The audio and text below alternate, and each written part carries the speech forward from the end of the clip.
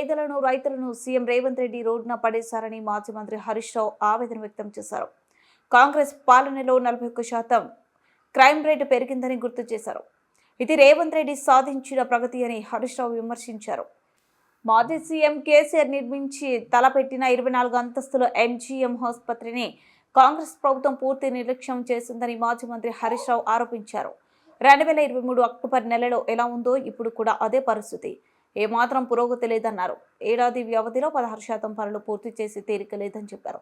ఇవాళ వరంగల్లో హరీష్ రావు పర్యటించారు. పలు కార్యక్రమాల్లో పాల్గొని మాట్లాడారు. కేసీఆర్ ఉనికి లేకుండా చేస్తానంటున్న రేవంత్ రెడ్డి ఆసుపత్రి నిర్మాణాన్ని ఆపారని మండిపడ్డారు. కూడా పని చేయకుండా ఈ వరంగల్ జిల్లా అభివృద్ధిని వెనక్కి నెడతా ఉన్నారు. వరంగల్ ప్రజలకు సేవలు అందకుండా చేస్తూ ఉన్నారు. నేనైతే రోజు మీరు మా పత్రికలు, మా జర్నలిస్టులు, మా టీవీలు రాస్తున్న వార్తలు చూస్తున్న ఎంజీఎంలో ఫైర్ యాక్సిడెంట్లు కావచ్చు, ఎంజీఎంలో కరెంటు పోవడం కావచ్చు, జనరేటర్లు పనిచేయకపోవడం కావచ్చు, ఎక్స్రే మిషన్లు పనిచేయకపోవడం కావచ్చు, కుక్కలు కొరకడం కావచ్చు. రోజు ఎంజీఎం గురించి ఏదో ఒక నెగిటివ్ వార్త వస్తుంది. ఎంజీఎం పోతే మందులే లేవు, బయటకు రాస్తున్నారనే వార్తలు కూడా నేను టీవీల్లో, పత్రికల్లో చూస్తూ ఉన్నా. అంటే ఆసుపత్రి నిర్వహణ పూర్తిగా ఫెయిల్ అయిపోయింది. పేదలకు సరి అయిన వైద్యం దొరకడం లేదు. ఉన్న ఎంజీఎంను పట్టించుకోవడం లేదు.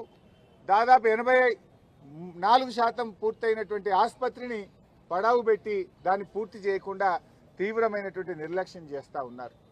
ఆ రోజు ఈ 24 ఫ్లోర్స్తోని ఇంత గొప్ప టవరు వరంగల్ నగరానికే ఒక ఐకానిక్గా ముఖ్యమంత్రి గారు కేసీఆర్ గారు రూపకల్పన చేశారు. G+23 ఫ్లోర్స్ ఆ రోజు మేము అనుకున్నది ఏంటంటే అప్ టు 60 మీటర్స్ అంటే 14 ఫ్లోర్లు, 14 ఫ్లోర్ వరకు హాస్పిటల్ ఉంటుంది. 14 నుంచి 24 వరకు మిగతా 10 ఫ్లోర్లలో పీజీ స్టూడెంట్స్ అకామిడేషను, డాక్టర్ల అకామిడేషను, స్టాఫ్ నర్సుల అకామిడేషను, బ్లడ్ బ్యాంకు, ల్యాబ్స్, ప్రొఫెసర్లకు, సూపరింటెండెంట్లకు వాళ్ళ ఆఫీసు, ఇవన్నీ కూడా మిగతా 10 ఫ్లోర్లలో ఏర్పాటు చేశారు.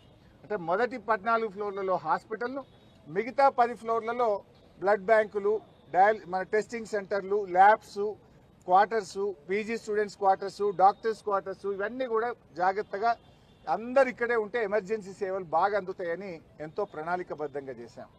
అయితే ఈ ప్రభుత్వం వచ్చినాక ఏదో ఒకటి, ఎందుకంటే వాళ్ళు బురద జల్లడమే లక్ష్యం తప్ప ఒక మంచి పనిని ముందుకు తీసుకుపోయే సోయి ఈ కాంగ్రెస్ ప్రభుత్వాన్ని లేకపోయింది. వాళ్ళు ఏమంటారు, 24 అంతస్తుల హాస్పిటల్ ఉంటుందా అని ఒక కొత్త కథ పెట్టింది. వాస్తవానికి మనం ప్లాన్ చేసింది G+13 వరకే హాస్పిటల్, పైనంతా కూడా ల్యాబ్స్, లైబ్రరీలు, స్టూడెంట్స్ హాస్టల్స్ అన్నీ కూడా అందులో ఏర్పాటు చేశాం. మరి